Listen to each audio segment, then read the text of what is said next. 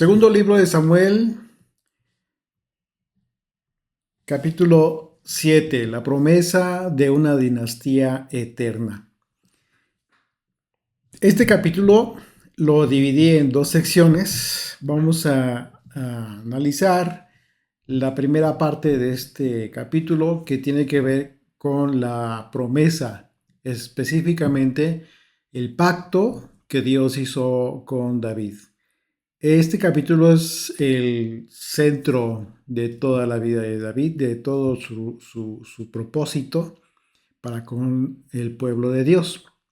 Así es de que vamos a poner atención para poder desglosar este pacto en el cual vamos a ver varias promesas, de 3 a 4 promesas específicamente que Dios le hace a David en relación a esto que David tuvo en su corazón. David tuvo en su corazón eh, construirle una casa al nombre del Señor. Y bueno, finalmente vamos a ver que Dios le dijo que no, pero lo hizo de una forma tan sutil, tan hermosa, que a pesar de que haya declinado Dios en este interés de David, vamos a darnos cuenta que esto sirvió para que el Señor estableciera un pacto eterno a través del linaje de David. Pero vamos a ver en qué circunstancias se da. Y bueno, vamos a ver desde el versículo 1, segundo libro de Samuel, capítulo 7, verso 1.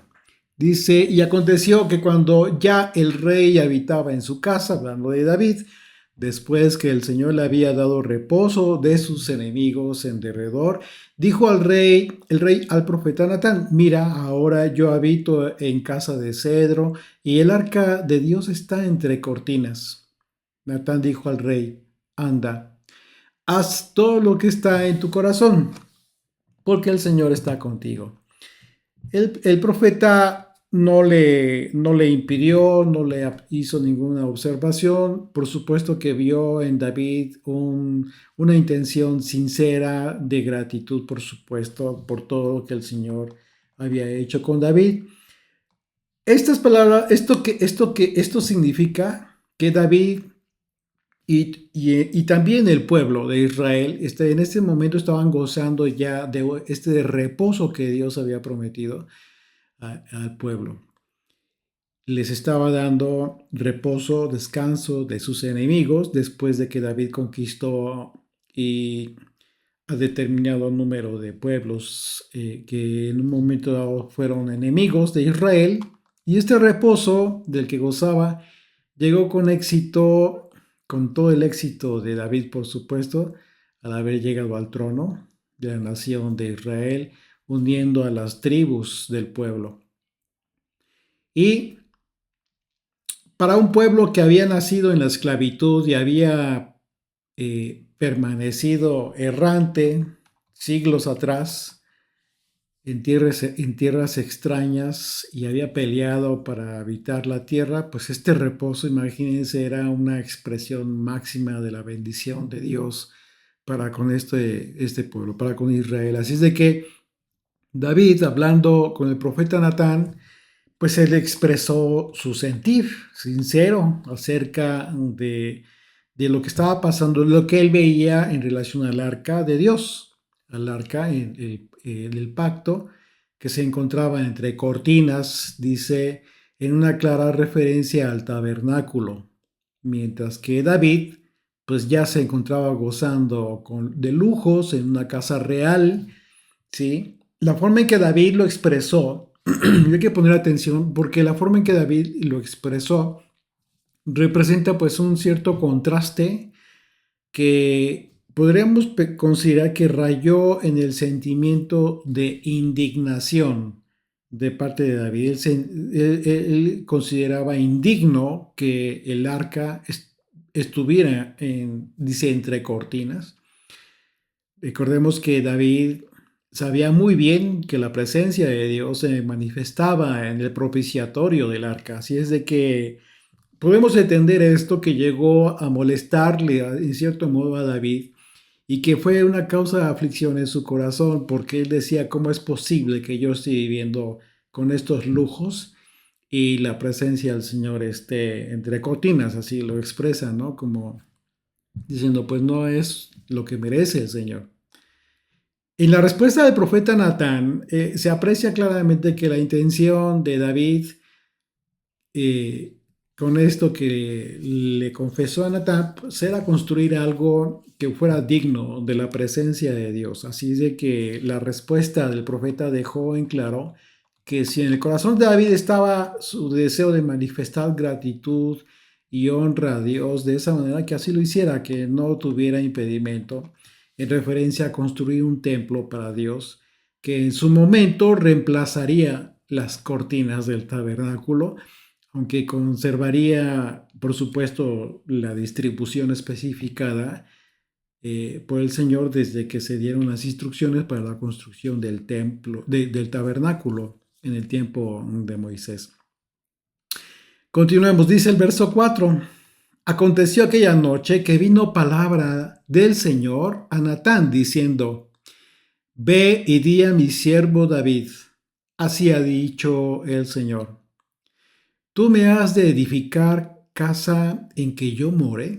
Es un cuestionamiento que hace el Señor.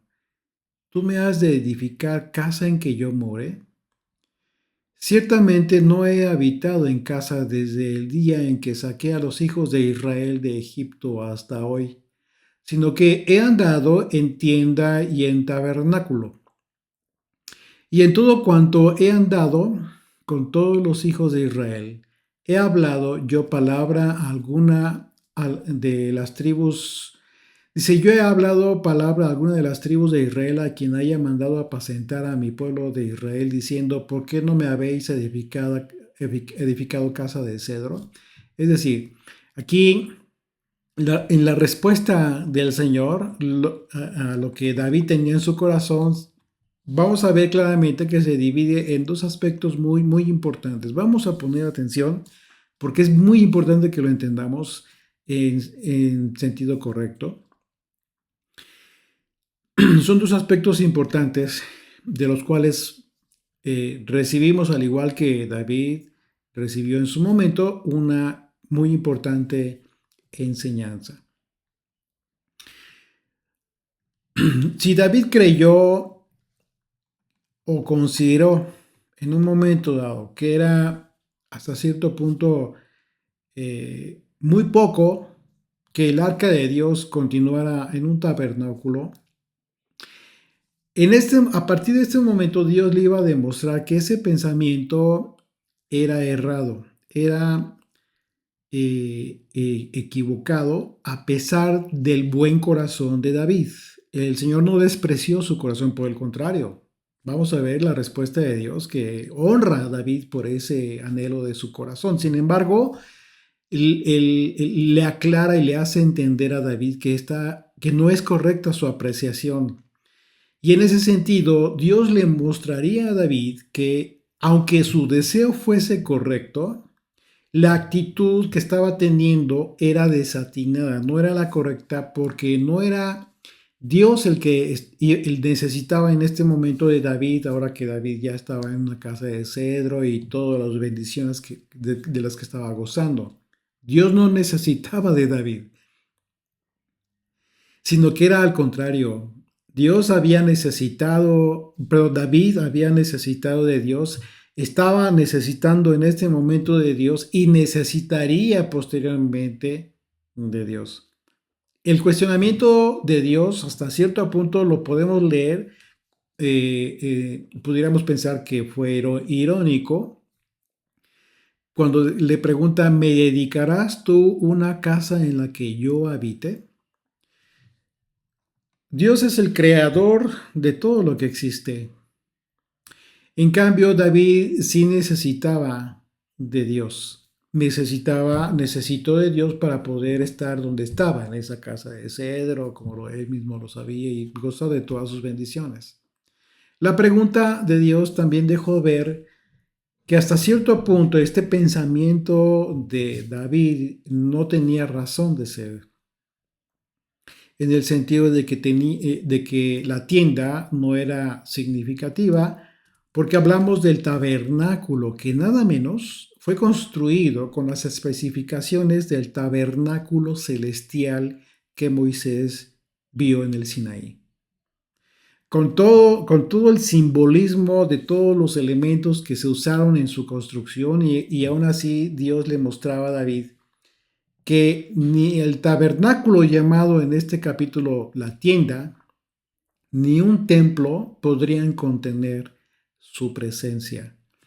Dios entendió perfectamente cuál era el propósito de David en este anhelo que tenía en su corazón y que le expresó al profeta. Así es de que la respuesta de Dios, conociendo el corazón de David, le aclara esto, por supuesto, en este sentido. En la respuesta que recibió Natán de parte de Dios, le haría comprender a David el gran significado de morar en una tienda. Dios había habitado en tienda desde que el pueblo salió de Egipto. La tienda era un constante recordatorio de todo aquel caminar que el pueblo tuvo y el acompañamiento que Dios siempre tuvo para con el pueblo. En todo aquel caminar. En todo ese tiempo de caminar con el pueblo, Dios nunca había pedido que se le edificara una casa y aunque existían lugares como en Silo, por ejemplo, en el que había morado el arca, nunca fueron considerados como una casa permanente para el arca. Ahora bien, debemos ser claros en el hecho de que, pues es innegable, de que en el mensaje que recibió Natán de parte de Dios, el Señor le dio una gran importancia al tabernáculo, a pesar de que David lo consideró muy poco. Sin embargo, aunque el Señor se negó a que David llevara a cabo la realización de su deseo, lo hizo con mucha gracia, lo hizo incluso con honra. Dios no alejó la idea de David con desprecio, con desdén, no, de ninguna manera, como si David hubiera tenido un deseo indigno, no, sino que el Señor honró a su siervo incluso a pesar de declinar el deseo de David. Vamos a continuar. Dice el de verso 8, ahora pues dirás así a mi siervo David. Dice, así ha dicho el Señor de los ejércitos, yo te tomé del redil de detrás de las ovejas, para que fueses príncipe sobre mi pueblo, sobre Israel. Y he estado contigo en todo cuanto has andado, y delante de ti he destruido a todos tus enemigos, y te he puesto nombre grande, como el nombre de los grandes que hay en la tierra.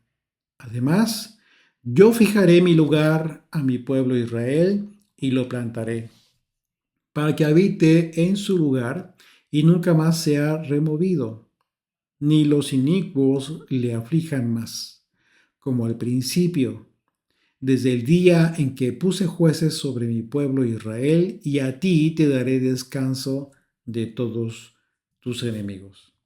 Entonces, vemos toda esta respuesta que Dios le está dando a David,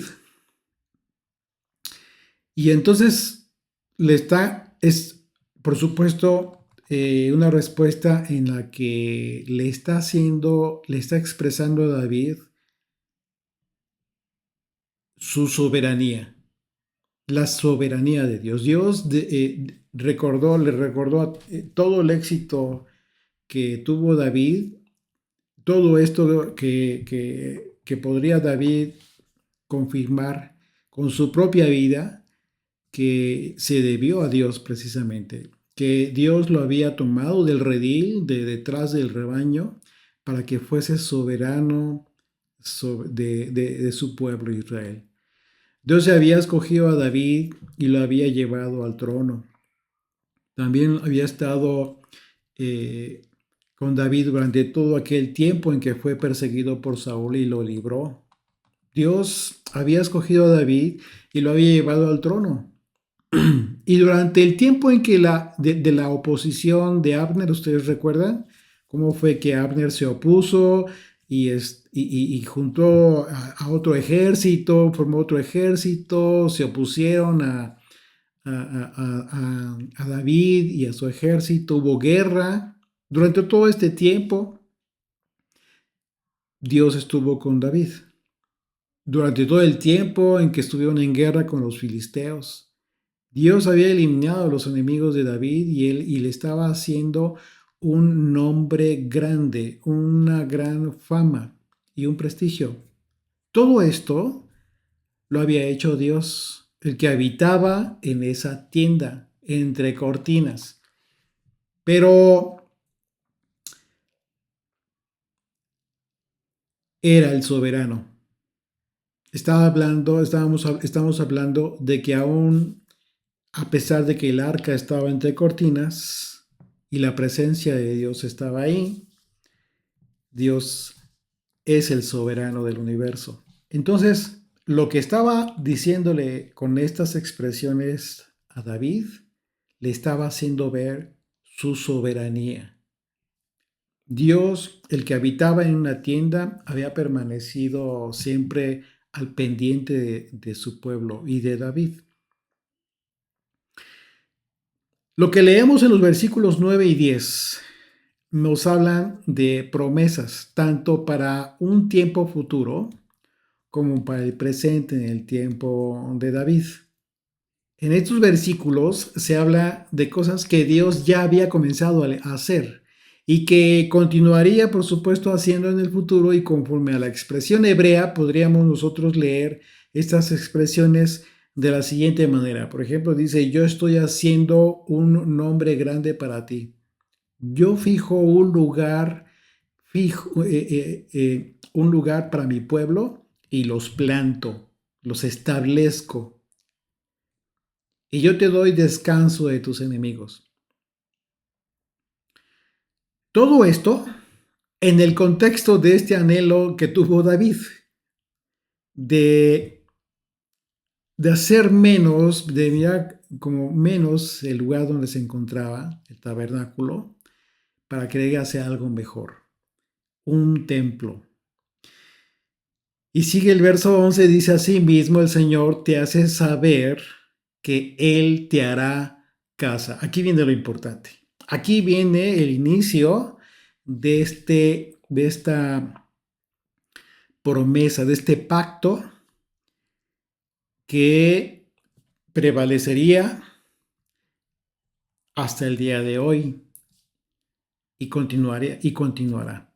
Y vamos a ver por qué es importante esto que Dios dice cuando le dice: así mismo el Señor, el profeta le dice a David: así mismo el Señor te hace saber que Él te hará casa. Entonces, si ponemos atención al contexto de las palabras de David, de Dios, que Dios le dice a David en esta respuesta que él le da a este anhelo de querer construir un templo, por considerar poca cosa para Dios el tabernáculo, podemos ver que en su respuesta Dios relaciona lo que implica el tabernáculo, incluyendo todos estos elementos con sus simbolismos con los que fue construido, los elementos que lo constituían y que se encontraban en su interior. Estamos hablando del arca, estamos hablando de la menorá, la mesa, en fin, todos estos instrumentos santos. Todo ello siempre fue algo que representaba una conexión muy importante con la eternidad. Desde que Moisés tuvo la oportunidad de ver el tabernáculo celestial allá en lo alto del monte Sinaí, como lo refiere el autor de la carta a los Hebreos, hablando de las cosas celestiales referentes en relación al sacerdocio eterno de el Mesías.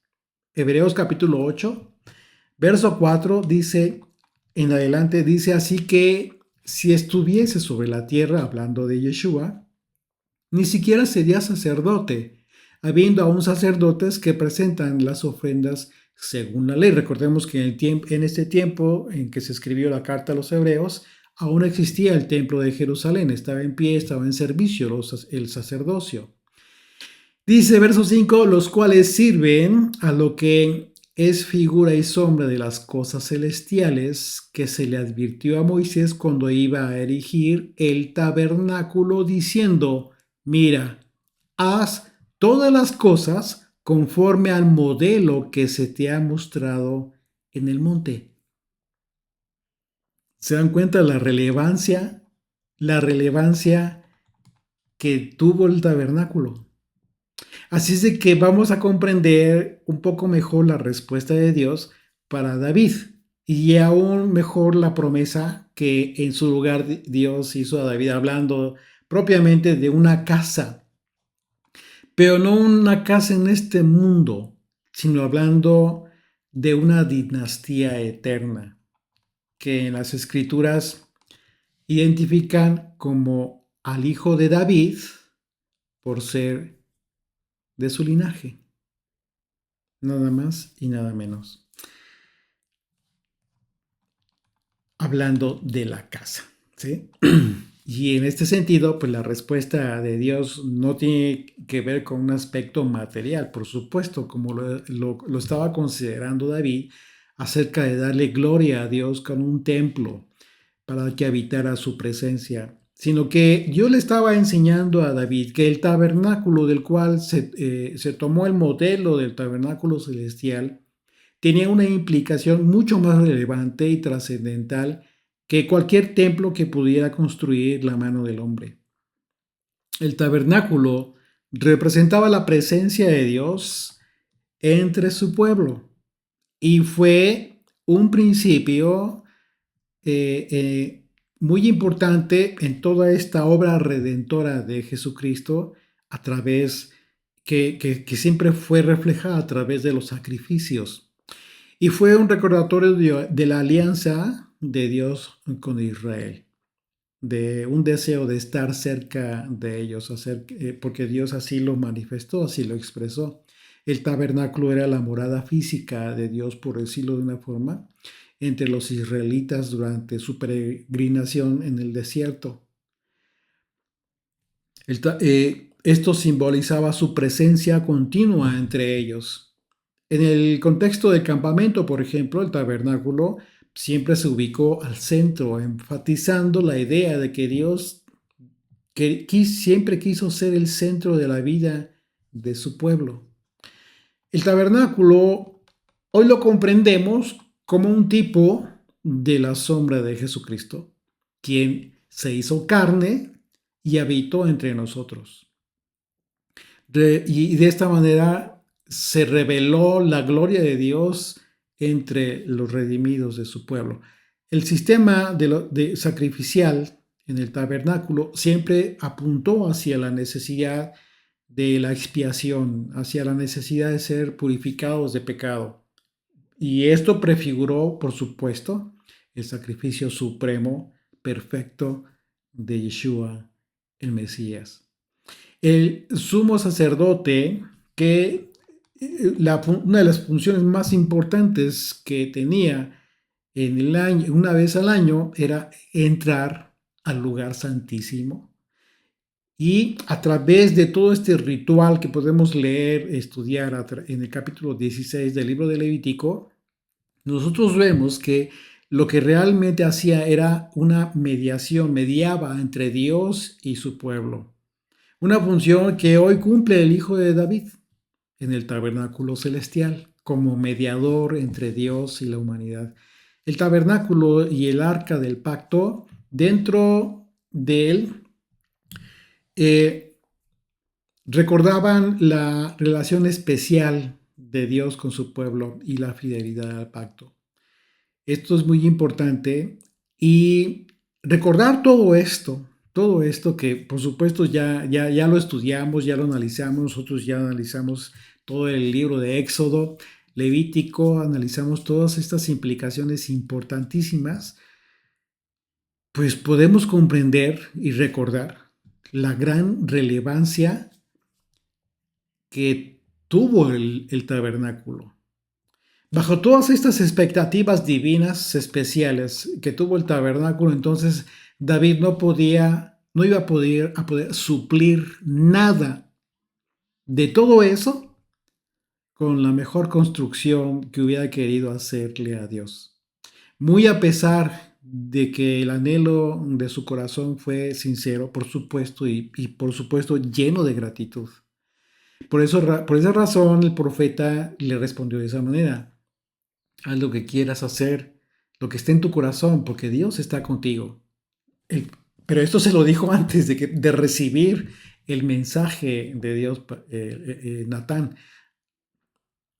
Verso 11 continúa, dice así mismo, una vez más, dice, el Señor te hace saber que Él te hará casa. Vamos a profundizar un poquito más en este aspecto porque yo creo que es el aspecto más relevante de todo este capítulo.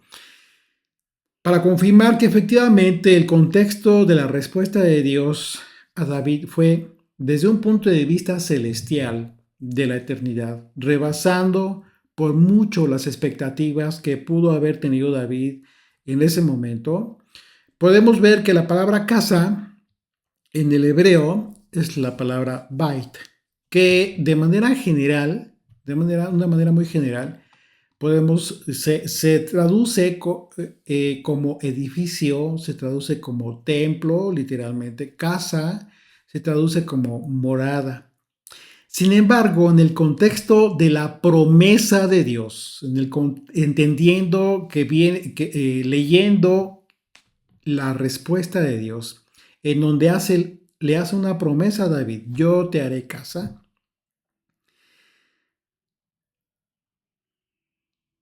Entonces, esta palabra, la palabra bait, la palabra casa en el hebreo, se traduce como familia y se traduce como linaje. Está hablando de su descendencia, la casa. Entendiendo esto, por supuesto que tiene todo el sentido la respuesta del Señor cuando le dijo a David: ¿tú me has de edificar casa en que yo more? No iba a ser posible jamás. Es decir, David habló en un sentido y la respuesta de Dios le dice: necesito que entiendas que soy yo quien te va a hacer casa. No, yo no necesito que me hagas casa. Por eso la respuesta de Dios fue en ese sentido. Vamos a leer desde el versículo 11, esta segunda parte del versículo 11 hasta el versículo 17. Vamos a releerlo de una sola para desmenuzarlo. Dice el Señor: asimismo el Señor te hace saber, dice Natán, estaba en el mensaje que le da a David, que Él te hará casa. Y cuando tus días sean cumplidos y duermas con tus padres, yo levantaré después de ti a uno de tu linaje, el cual procederá de tus entrañas, y confirmaré su reino. Vamos a poner atención, por favor. Dice el verso 13: Él edificará casa a mi nombre. Subraya esto. Él edificará casa a mi nombre, y yo afirmaré para siempre el trono de su reino. Y luego dice, vamos a poner atención en los versos 14 y 15. Dice: yo le seré a él padre y él me será a mi hijo. Y si él hiciere mal, yo le castigaré con vara de hombres y con azotes de hijos de hombres. Pero mi misericordia no se apartará de él, como la aparté de Saúl. Para entender el nivel en el que está hablando, el sentido en el que está hablando en el sentido terrenal. Dice una vez más, verso 15, pero mi misericordia no se apartará de él, como lo aparté de Saúl, al cual quité de delante de ti. Verso 16, y será firmada tu casa y tu reino para siempre delante de tu rostro, y tu trono será estable eternamente conforme a todas estas palabras y conforme a toda esta visión, así habló Natán a David. Bueno, vamos a entender estos versículos, vamos a desglosarlos para comprenderlos. En estos versículos se centra el pacto que Dios hizo con David, un pacto que podemos identificar a través de 4 promesas. ¿Cuál es la primera? Lo que leemos acerca de la casa. Dile que yo le haré casa. La promesa de una casa. La promesa de Dios fue hacer una casa para David. Y como ya vimos, esta casa sería para siempre con el propósito de que Dios continuara actuando a través de la descendencia de David. Y en ese sentido, el pacto con David tendría una trascendencia eterna. Y como lo dijo el Señor, su trono sería establecido por Dios para siempre a través del reinado de David. A través del reinado de David. Así es de que Dios estaba comenzando a establecer este reino y continuaría con un reino de paz durante el tiempo de Salomón. Aquí quizás te sorprenda, digas, no, espérame, pues yo ya sabía que estábamos hablando de Yeshua, del Mesías, ¿no? Del hijo de David. A ver, un momento, vamos por partes, porque esta promesa, primeramente, Dios la enfoca a un término inmediato, ¿ok? Le habla de un tiempo de paz a través del reinado de Salomón. Por eso leemos en los versículos, una vez más, si me quieres acompañar, 14 y 15, dice, yo le seré a él padre y él me será a mi hijo, y si él hiciere mal, si quieres subraya aquí, si él hiciere mal, yo le castigaré con vara de hombres y con azote de hijos de hombres, pero mi misericordia no se apartará de él como la aparté de Saúl. Está hablando de un término terrenal, un aspecto terrenal, físico, en este momento. Porque está comparando el reinado que vendría de un descendiente de David con lo que sucedió con Saúl. Dice, a pesar de que haga mal, de que se porte mal este hijo tuyo, sí lo voy a disciplinar, pero no le quitaré mi misericordia como lo hice con Saúl. Qué importante es esto. Vamos a ver y vamos a confirmarlo incluso con las propias escrituras. Hasta este tiempo, hasta el tiempo de Salomón, Dios daría instrucciones para que el primer templo fuese construido. Por eso habla de casa a mi nombre. Él me construirá casa a mi nombre. Sin embargo, a través de las profecías, Dios ha querido hacer entender a su pueblo ya y en su tiempo a David que siempre ha sido el pueblo el que necesita ser construido sobre los cimientos de un reino eterno. El punto es que en estos pasajes Dios habla primeramente acerca del reino físico de David, que sería heredado a su hijo, pero también habla del reino, de un reino eterno, un trono eterno. Entonces tenemos que entender en qué parte, en qué momento se está hablando de uno y en qué momento está hablando de otro. Pero para entender esto y confirmarlo, acompáñame al capítulo 15. Vamos a Concilio de Jerusalén, capítulo 15 del libro de los Hechos. A partir del verso 12 dice, entonces toda la multitud cayó y oyeron a Bernabé y a Pablo que contaban cuán grandes señales y maravillas había hecho Dios por medio de ellos entre los gentiles. Y cuando ellos callaron, Jacobo respondió diciendo, varones hermanos, oídme. Vamos a poner atención, fíjense bien. Dice el verso 14. Simón ha contado cómo visitó por primera vez a los gentiles para tomar de ellos pueblo para su nombre. Cuando hablamos de pueblo, cuando ellos hablan de pueblo, hablan de casa también. Ya entendimos el concepto de casa, el concepto original hebreo, bait, que que se traduce como familia y se traduce como linaje. Miembros de la familia de Dios, ¿sí? Todo está relacionado, por eso es importante recordar los pasajes que hemos ya estudiado.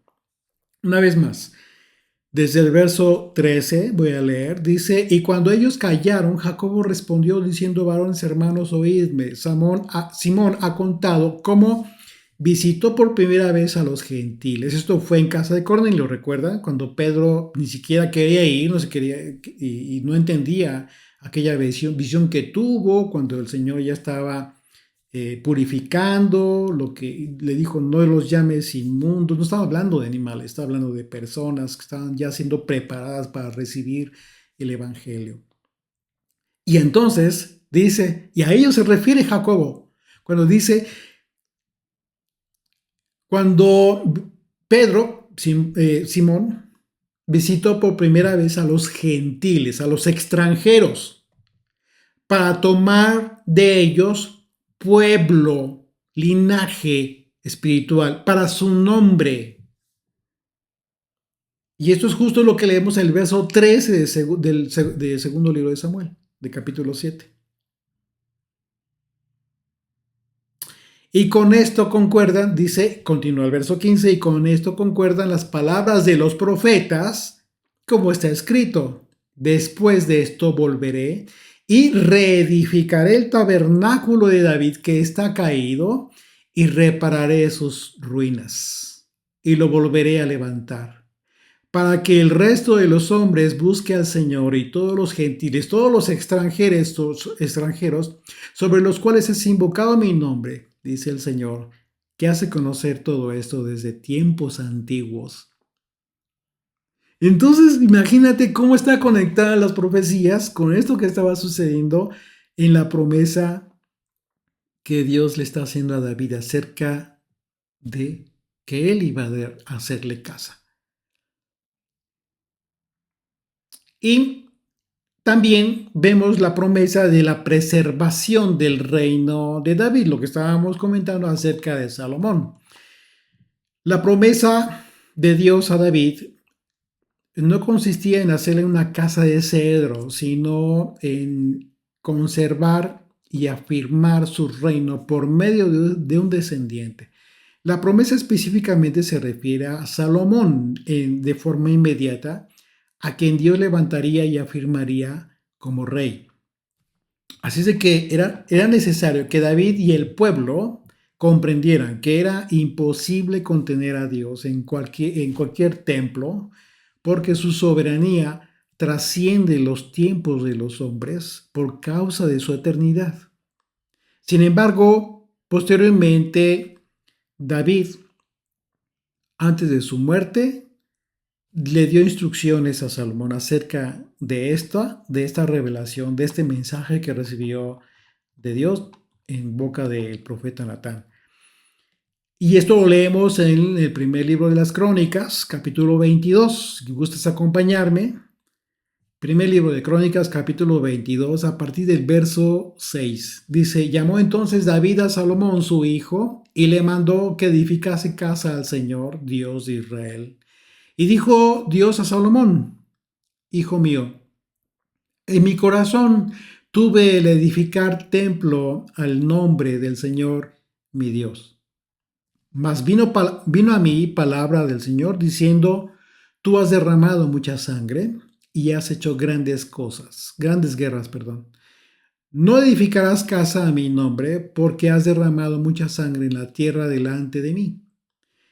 He aquí, te nacerá un hijo, el cual será varón de paz. Porque yo le daré paz de todos sus enemigos en derredor, por tanto, su nombre será Salomón. Y yo daré paz y reposo sobre Israel en sus días. Él edificará casa a mi nombre, y él me será a mí por hijo. Y yo le seré por padre, y afirmaré el trono de su reino sobre Israel para siempre. ¿Te das cuenta cómo podemos confirmar que efectivamente por las propias escrituras, que de forma inmediata este reinado del que le está prometiendo que iba a prevalecer y que iba a ser de paz, pues era para Salomón, hasta por nombre ya el Señor le había anunciado a David. Esto no lo leemos en el segundo libro de Samuel capítulo 7, solo leemos una parte de estas palabras de Natán, pero aquí en este libro de las crónicas se amplía, como ya lo hemos visto, ¿no? Se amplía lo que el profeta le comunicó a David de parte de Dios.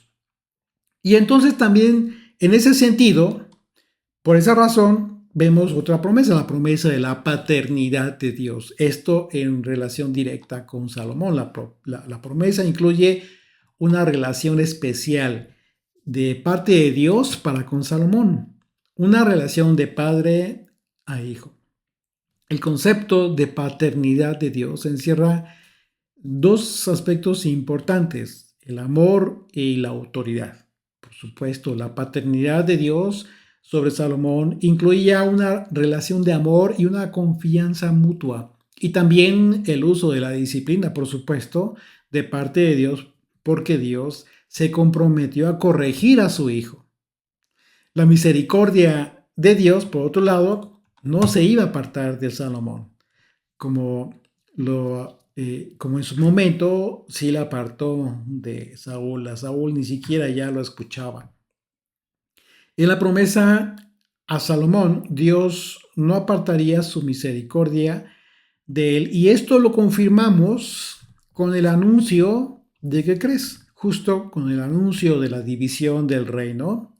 Es decir, en términos proféticos, el reino caído de David, del que habló el profeta Amós.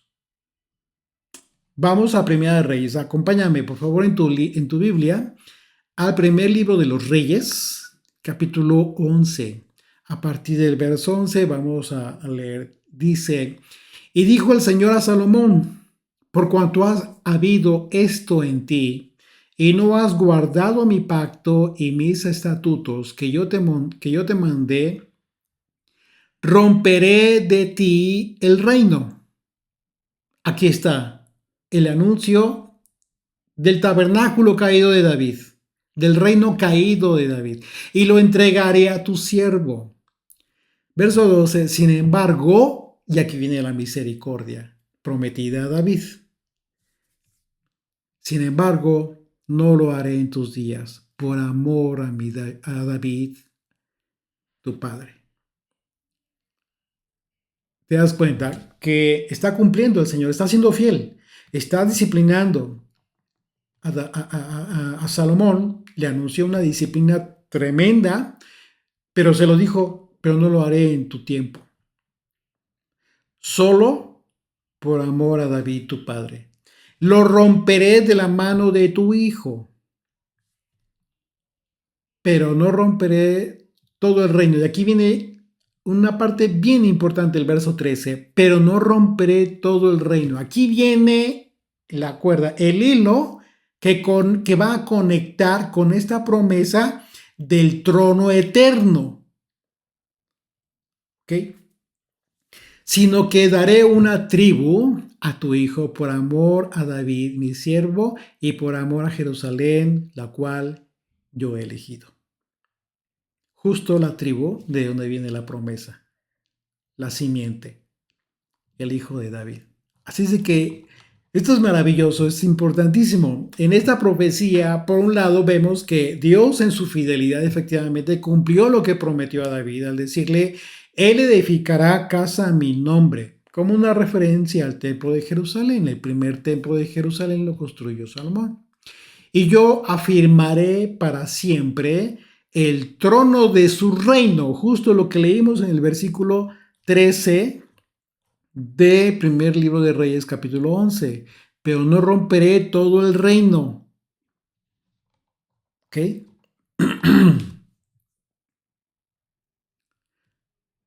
Entonces, eh, Yo te voy a pedir que si este estudio está siendo un poquito eh, pesado de entender o complicado, si lo vuelvas a estudiar, a leer o a estudiar o a escuchar, si tú lo consideras, porque es importante y yo considero que es uno de los aspectos más importantes para entender, para poder entender el pacto de David y todas las implicaciones que tuvo esta promesa que el Señor le hizo a David.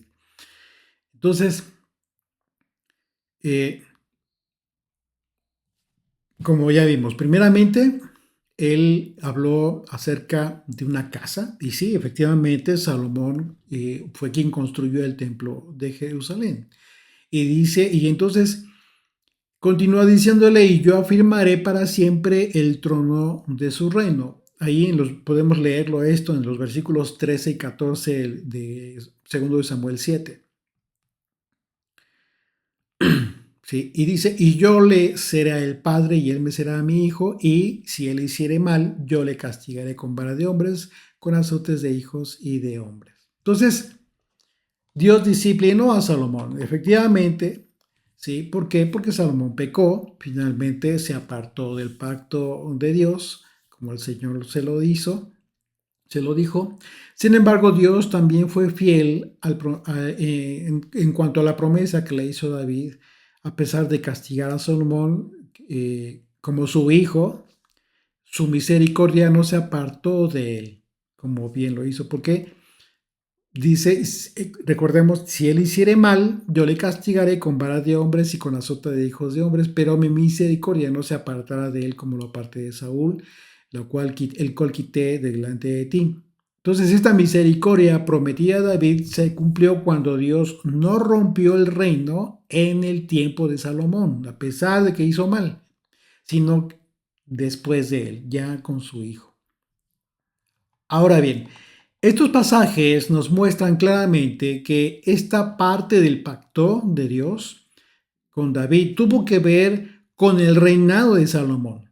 Sin embargo, a partir del versículo 16 de este segundo libro de Samuel, lo que leemos ya no tiene que ver con Salomón, sino precisamente es una restauración, tiene que ver con la restauración futura de Israel, que comenzaría justo con el repartidor de portillos. Perdón, el reparador de portillos. El reparador de portillos del que habla incluso el profeta Isaías. Una obra que realizaría el hijo de David. Porque ya estamos hablando entonces ya después, muchísimo después de Salomón. Fíjate bien lo que dice a partir del verso 16. Y será afirmada tu casa y tu reino para siempre delante de tu rostro y tu trono será estable eternamente. La palabra eternamente implica para siempre. Conforme a todas estas palabras y conforme a toda esta visión, así habló Natán a David. Entonces hablamos ya en esta porción, a partir del verso 16, Dios le está hablando a David en términos del el Mesías, del que vendría de su linaje. La promesa, ya hablamos ya de otra promesa, que es la promesa del reino eterno. Y para confirmar que este pasaje ya es una referencia al hijo de David, debemos entender que el reparador de portillos se refiere a aquel que restaura lo que fue dañado. En términos comunes, un reparador de portillos es aquel que repara lo que ha sido roto, tanto físico como espiritualmente. ¿Sí?